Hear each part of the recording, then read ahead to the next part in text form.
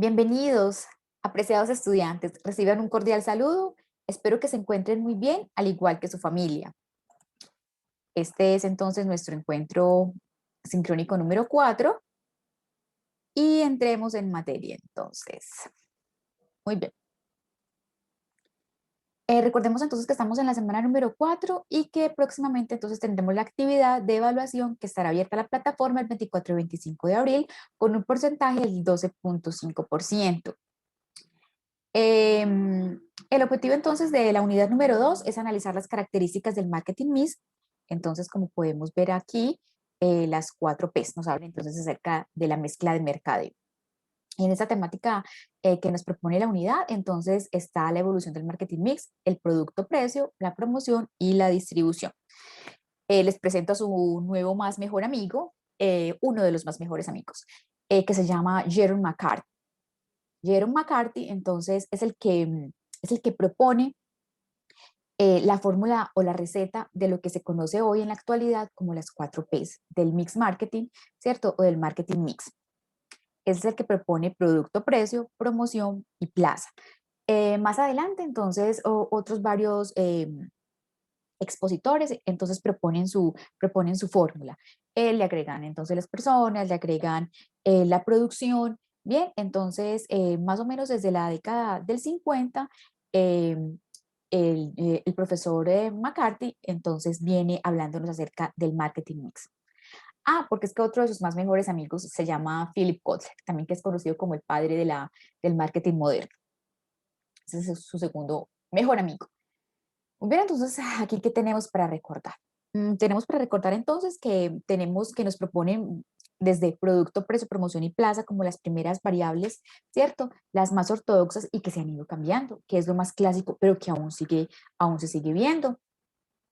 Y que tenemos entonces variables como segmentar personas, relaciones públicas, investigación, que es importantísima, la ganancia, un plan de marketing, un adecuado plan de marketing para el producto o servicio, branding, procesos, servicio al cliente, implementar acciones positivas, el poder político, el posicionamiento y la evidencia física. ¿Quiénes entonces nos proponen esta mezcla de mercadeo? Jack nos propone 5 P's, Philip Kotler nos propone 6 P's, Booms and Bigner nos propone 7 y Van Gardner nos propone 15 variables, que básicamente eran las que estábamos acá, que tenemos relaciones públicas, personas, segmentar, investigación. Muy bien. Eh, ¿Qué es lo más importante de esto? Como les venía diciendo en el anterior encuentro sincrónico, lo más importante es que tengamos en cuenta que la mezcla de mercadeo es el conjunto de variables sobre las cuales la empresa tiene control o puede tener algún tipo de control. Y que si a una empresa le funciona una mezcla, no necesariamente a otra empresa le va a funcionar la misma mezcla, estando en el mismo sector productivo. Entonces, cada organización buscará su mix marketing adecuado. Hablemos entonces, adentrándonos en esta mezcla de producto o servicio. Entonces, hablando de este tangible como tal, de este producto, entonces dice que hay dos características que tenemos que tener en cuenta. Uno es el análisis de las dimensiones del producto y lo segundo es la clasificación del producto. Dentro del análisis de las dimensiones del producto que se hace, generalmente marketing hace 3 niveles de dimensiones, ¿cierto? Y es el producto básico, el producto real y el producto montado. El producto básico, entonces, es la utilidad, la función que cumple el producto, la de alimentar, la de cubrirse, la de satisfacción, la de ocio, en fin. La del producto real es cómo se nos presenta a los consumidores, es decir, en ese empaque, en ese envase, esa marca, en esos distintos colores, sabores, texturas, tamaños. Y el producto aumentado es lo que nosotros esperamos, lo que nosotros los consumidores esperamos más allá de ese producto tangible, más allá de ese producto real. ¿Qué esperamos? Que haya entonces un buen servicio preventa, venta, postventa, que haya garantía, ¿cierto? Que estén pendientes del consumidor, que haya un excelente CRM, un nivel de contacto alto con los consumidores para poder entender sus requerimientos y necesidades. Dentro de la clasificación del producto tenemos entonces que hay que tener en cuenta según la tangibilidad, que se dividen en tangibles o intangibles, es decir, productos como tal que se pueden tocar, arrumar, ¿cierto? Que se pueden aplicar, que se pueden comer, consumir, y los intangibles, aquellos que no los podemos ver ni los podemos arrumar, ¿bien? Y según la durabilidad, entonces pueden ser productos perecederos o productos no perecederos. Según el tipo de usuario, se dividen en dos, en bienes industriales y en los bienes de consumo. Los bienes industriales son son los que se compran en ese business to business. Son productos que por su característica se compran para producir bienes, para producir otro tipo de bienes o para incluirlos en los servicios de las empresas que los compran. Por tal motivo, el volumen es súper grande y las características son especiales, son específicas porque son productos diferentes a los productos que nosotros como consumidores compramos. Este, los bienes de consumo se dividen en bienes de conveniencia, los bienes comerciales, los bienes de especialidad y los bienes no buscados.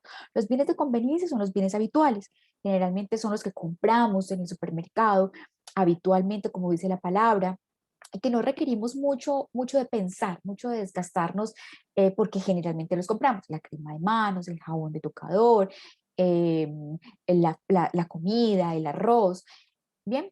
Esos bienes comerciales, entonces son los bienes que tienen un poquito de costo y que sí requiere sentarse a pensar en cuándo los vamos a comprar, cuánto vamos a invertir y hay mucho grado de involucramiento en esa compra.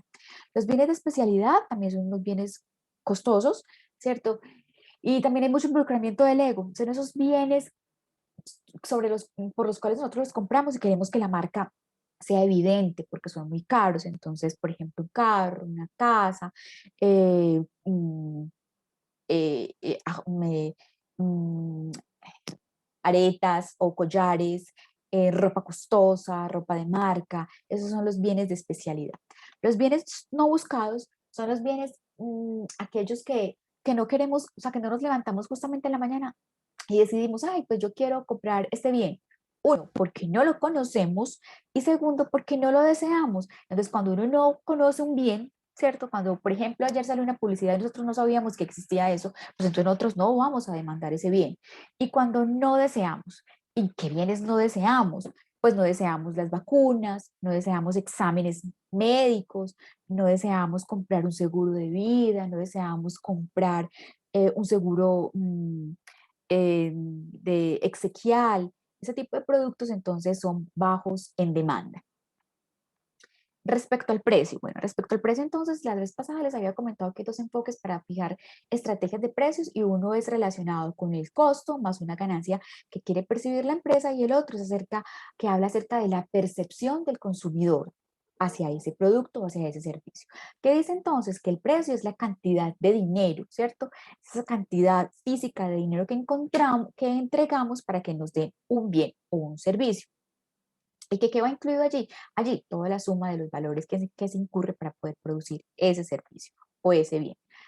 Hay ojo, dice, ojo, tengan en cuenta que hay ciertos errores que se cometen cuando hay estrategias de fijación de precio. Uno es, por ejemplo, siempre estar pendiente de la competencia y solamente fijar precio con base en la competencia. Dos, no monitorear constantemente los precios. Em, ¿Qué podría ser el otro como error? Ah, no tener en cuenta las variables internas, ¿cierto? Para la fijación de precio. O el otro error es, por el contrario, solamente fijar una este precio con base en variables externas. Dice que tenemos que tener presente las características del precio y es que el precio es flexible. El precio es flexible, claro, mire, de las variables de precio, promoción y plaza, ¿cierto? Es la más flexible, es la que podemos cambiar a corto plazo. El producto no lo podemos cambiar a corto plazo, ¿cierto? Se necesita diseño, marca, envase, empaque. En cambio, el precio se puede cambiar rápidamente, es flexible e inmediatamente se ve. Genera ingresos, es la única variable que genera ingresos. Las otras variables, promoción, producto, genera costos. Es un instrumento competitivo, genera competitividad en el mercado y se diferencia, es una variable de diferenciación respecto a a las demás variables. Afecta tanto la demanda como la oferta en el mercado. Tanto los demandantes como los oferentes siempre están pendientes de ese precio. Y a veces, generalmente, a veces, es motivo de compra exclusivo. Entonces se compra por precio, porque puede ser que genera un efecto psicológico de que lo que más caro es, que representa mayor precio, entonces que es mejor y que puede darnos inclusión en cierto segmento. Hay factores entonces que se deben tener en cuenta al momento de fijar la estrategia de precio y hay que tener siempre en cuenta esas variables internas y las variables externas. Esas variables internas como el objetivo que persigue la compañía, variables internas como los insumos, todo lo que te gastas en la producción de ese producto, y los externos como entonces la competencia, como las políticas, las políticas que tenga la compañía, perdón, el sector, el segmento donde estés. Eh, También tenemos que tener en cuenta las políticas, las leyes, eso hay que tenerlo en cuenta en el momento de fijar precio. La variable P de promoción, que la cambiamos para promover, como aquello, acción y efecto que da a conocer, para dar a conocer su producto, su servicio. Entonces, ahí tenemos muchos instrumentos. Hay muchísimos instrumentos para poder promover. Tenemos la publicidad, la promoción en venta, las relaciones públicas, la venta personal, el marketing directo, el marketing de contenido y todo aquello que vemos en el ecosistema digital.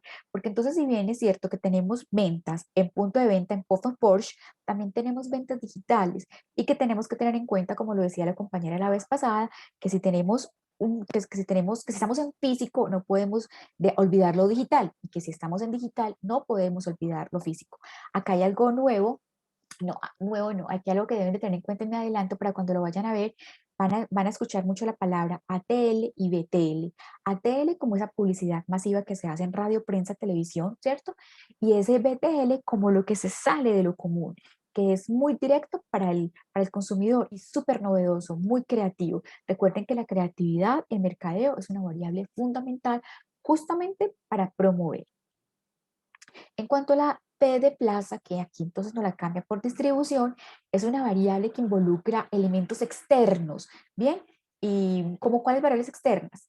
Elementos externos, como la logística, ¿cierto? Y la distribución. Aquí entonces tenemos que tener en cuenta que, que esta distribución es la forma como se pone el producto a los consumidores, cómo llega a los consumidores, cuáles son esa conveniencia, cuáles son esos canales que se deben tener en cuenta para poder llegar para poder llegar a los consumidores. Entonces aquí tenemos utilidades como tiempo, lugar y posesión del producto.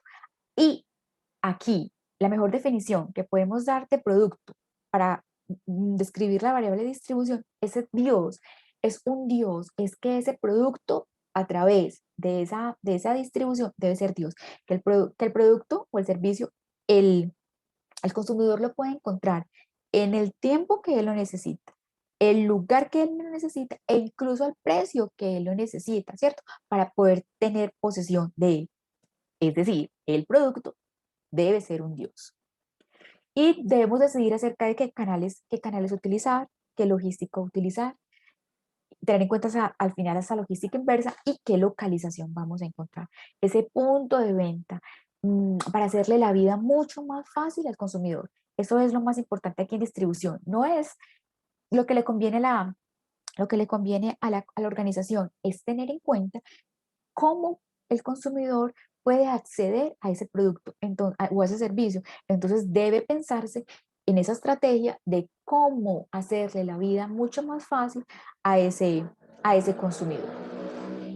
Bien, esto es lo que tenía entonces para recordar el día de hoy.